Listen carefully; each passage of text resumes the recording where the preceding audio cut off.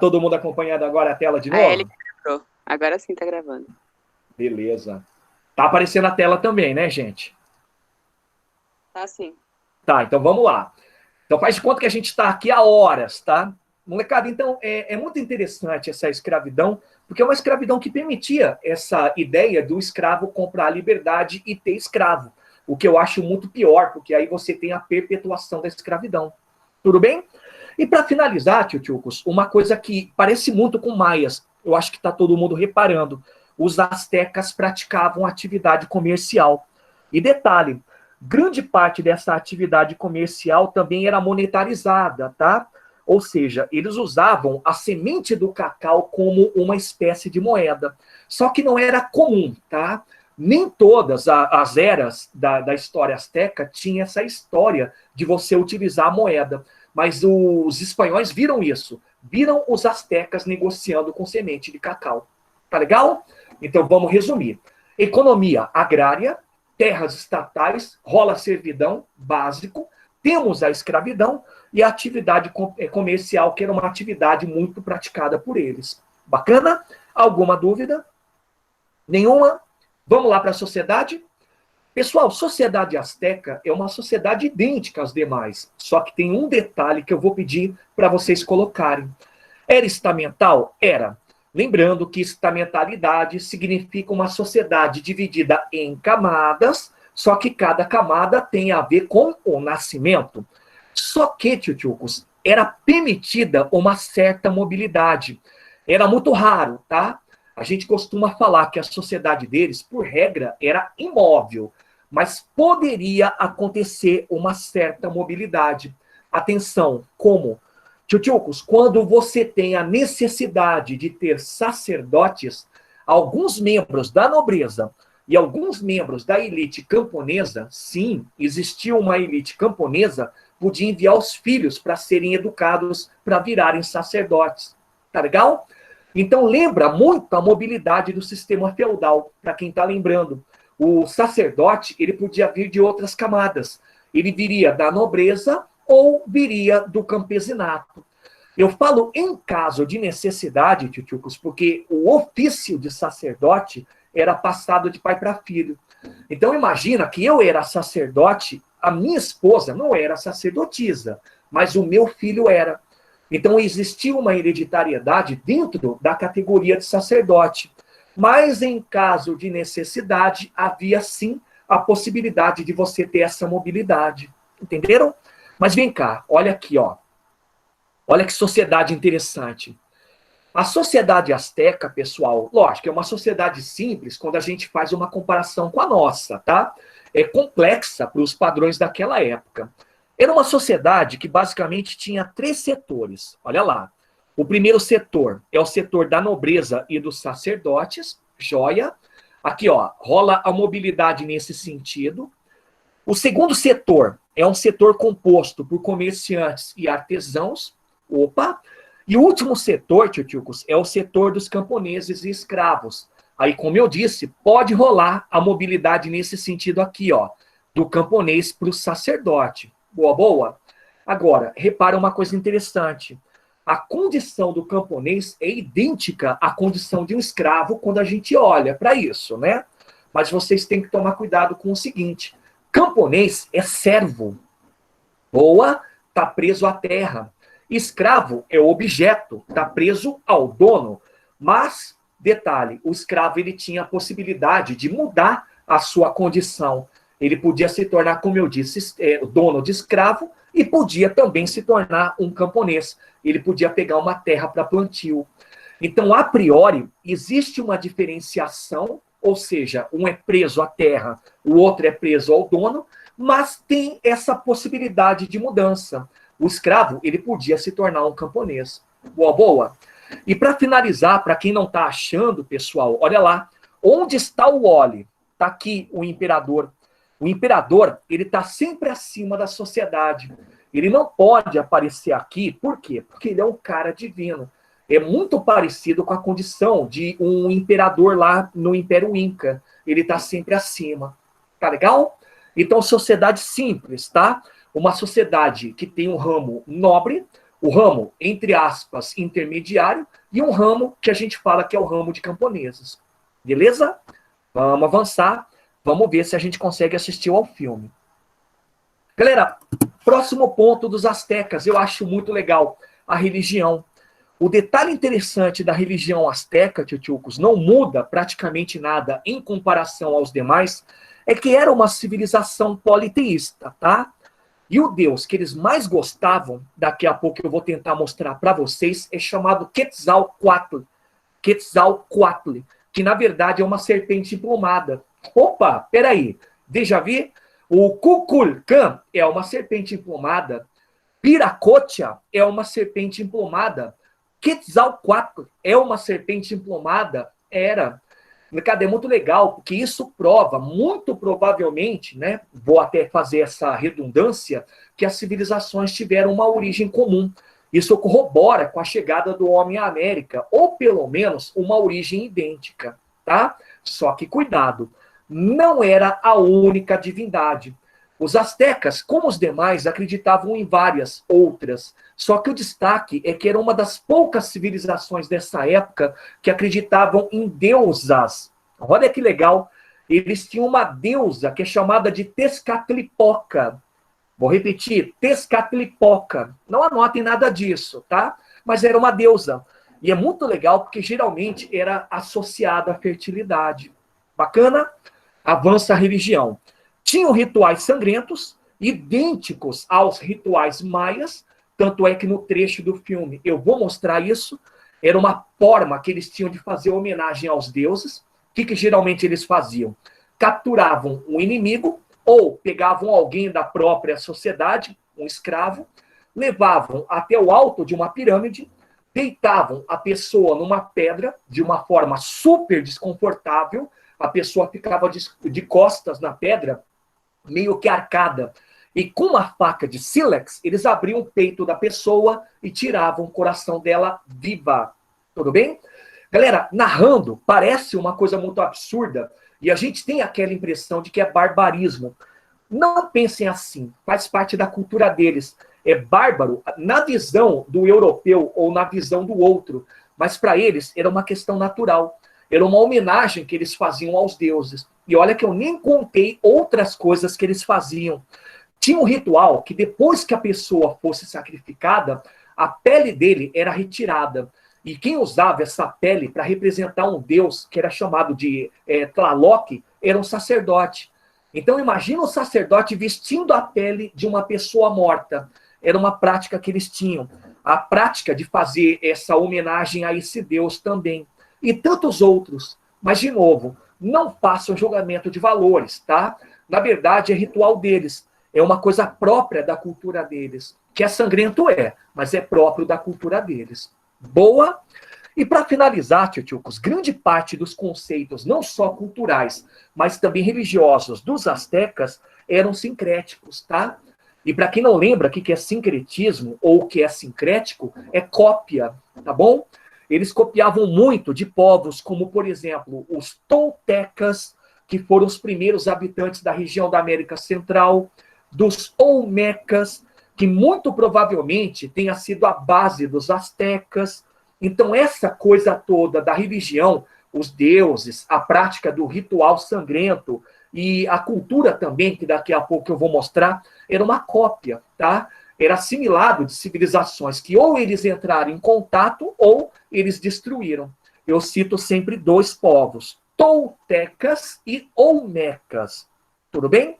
Alguma dúvida quanto à religião? Não? Então vamos olhar a cultura? Depois eu mostro imagens e a gente vai para o filme. Galera, eu sempre faço a separação de alguns pontos essenciais da cultura de cada povo. Nesse caso, eu separei os 4 pilares do que a gente chama de cultura asteca. Primeiro pilar, a arquitetura, uma arquitetura monumental, ou seja, construída em pedra, geralmente utilizada para a construção de templos e palácios, e muito parecida com a construção maia. Ela também tinha aquele formato escalonado, ela também tinha a pretensão de ser monumental para mostrar a grandiosidade dos deuses. Tudo bem? Escrita, olha que legal. A escrita asteca era uma escrita hieroglífica, tá? Ou seja, era toda feita com desenhos, com símbolos. E lembrando que hieroglífica, pessoal, é muito similar à escrita egípcia. Eles escreviam, eles colocavam no papel ou nos relatos aquilo que eles viam. Então, por exemplo, se eles viam uma serpente e queriam narrar o que era uma serpente, eles desenhavam a serpente. Se eles tinham visto lá um animal, eles desenhavam um animal. Só que o interessante é que teve um historiador que comprovou que os astecas estavam evoluindo a escrita como os maias também estavam fazendo. Eles estavam começando a entrar em contato com o fonetismo. Então, era hieroglífica, mas em alguns documentos ele encontrou fonema. Então, era o exemplo de uma civilização que estava começando a evoluir. Legal? Vai lá para a astronomia, dentro da cultura. A astronomia, pessoal, que era muito parecida com a astronomia maia, ou seja, estava muito ligada a trabalhar com tentativa de interpretar órbitas, de interpretar também cataclismas e eclipses. E era uma astronomia, tchutchucos, interessante porque ela tinha observatório. Os maias tinham algo parecido, mas os astecas tinham um observatório. A diferença é que não tinha lá um telescópio, né? Mas ficava no alto de uma pirâmide, que é a pirâmide maior de Tenochtitlan. Então é legal porque tinha essa questão de que os próprios sacerdotes faziam observações astronômicas para prever eclipse, e a partir dessa previsão de eclipse, montar um calendário ou montar uma festividade. Eles também sabiam fases da Lua. Tanto é que o calendário deles era um calendário que tinha a presença de fases lunares. Bacana? E para finalizar, era uma civilização que tinha muita ligação com aritmética e matemática em si, exatas, tá? E desenvolveu uma geometria espacial. É legal, porque quando a gente fala da geometria espacial, a gente fala de desenhos geométricos em 3D. Muito louco, né?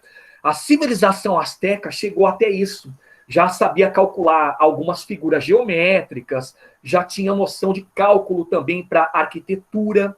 Então, aqui a gente fala que verdadeiramente eles usaram a geometria, tá? Eles usaram o que a gente pode falar que hoje é o cálculo de área, ou cálculo de algumas figuras, a tridimensionalidade.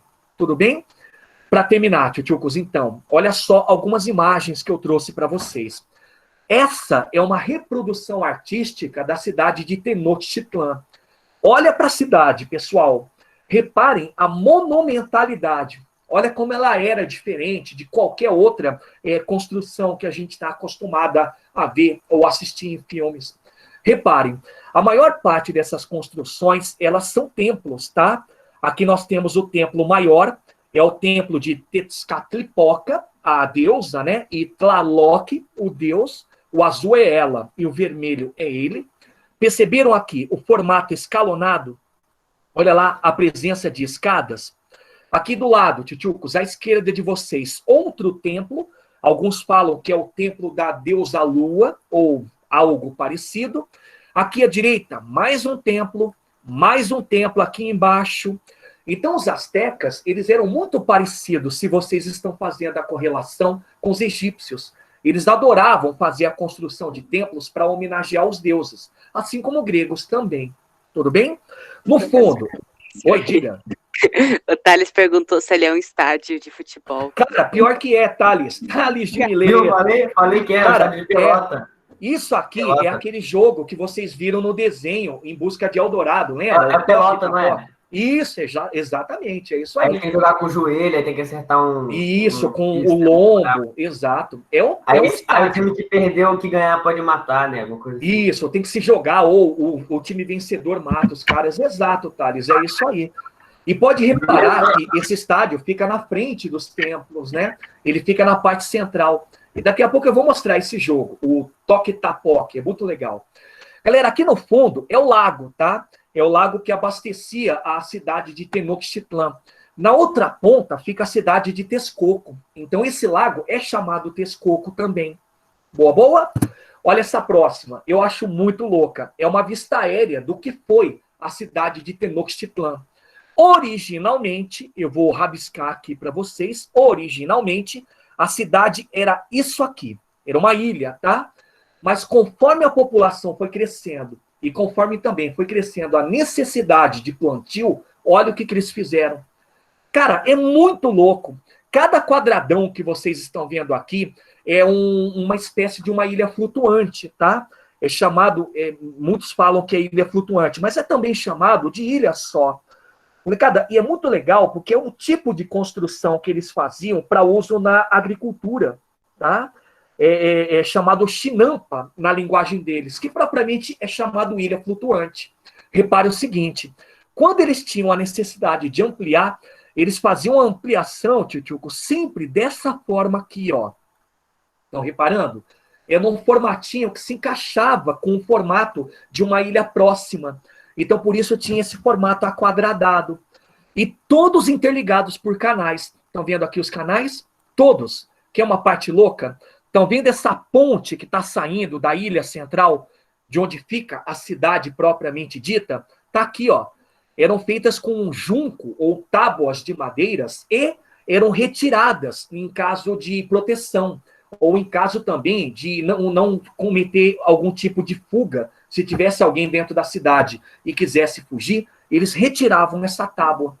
Então, reparem, por que eu falei que a cidade era muito grande? Ela foi crescendo. Era uma cidade que acabou se agigantando.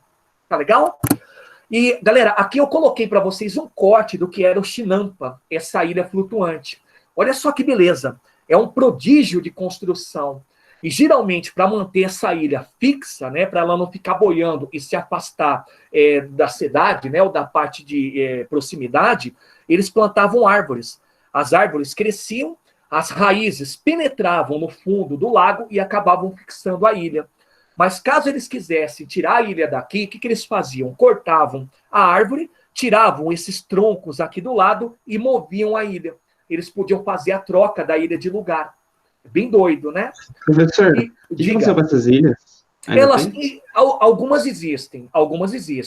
Mas como eu disse para vocês, a cidade de Tenochtitlan hoje é a cidade do México. Então ela foi coberta.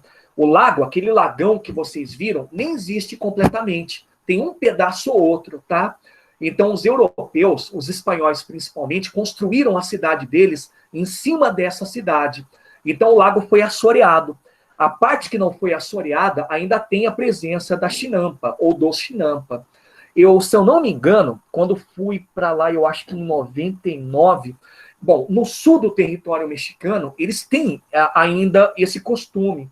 Onde tem lago e onde tem a necessidade de construir ilhas, eles ainda constroem. Mas as originais têm pouquíssimas, tá? Não sobrou praticamente nada. Tá legal? Legal. Imagina.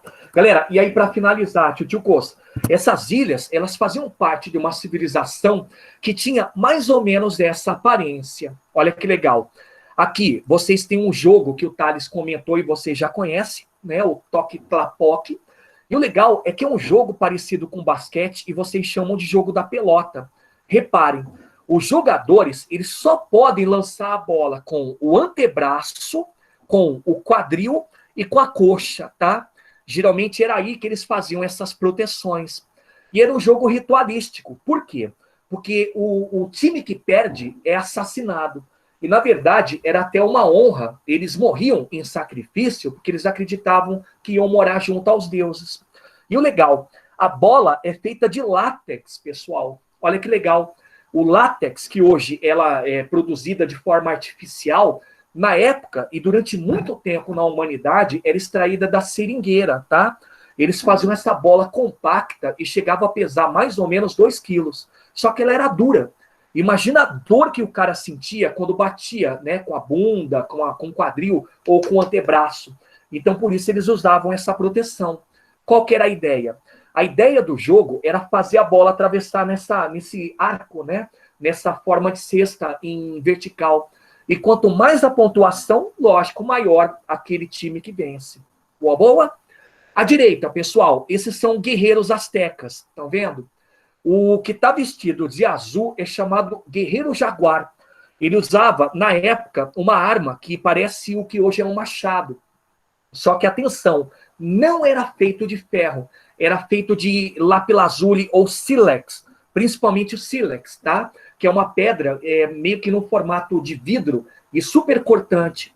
Esse aqui, ó, que está mais à direita, que está em verde, é chamado de guerreiro papagaio. Então, reparando que ele tem uma espécie de uma cobertura em cima, a cobertura, na verdade, era para fazer a representação de um deus que eles tinham, que tinha, de certa maneira, o formato de um papagaio. Ele usa a mesma arma. Estão vendo aqui?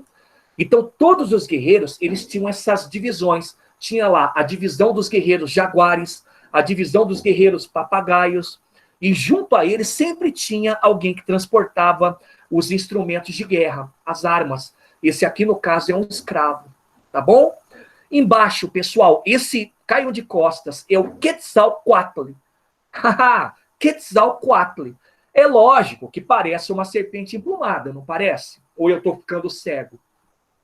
Não, não parece. Na verdade, é uma das representações, tá?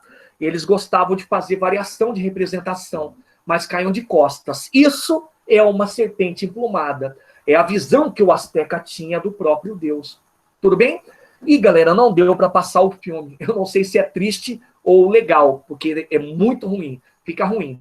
Eu vou ver se depois eu posto para vocês assistirem, tá? Mas tá aí, galera. Alguma dúvida? Não? Sim? Talvez? Então tá aí, tchutchucos. Ó, um beijão para vocês. Bom começo de semana. Coloquem os nomes aí, por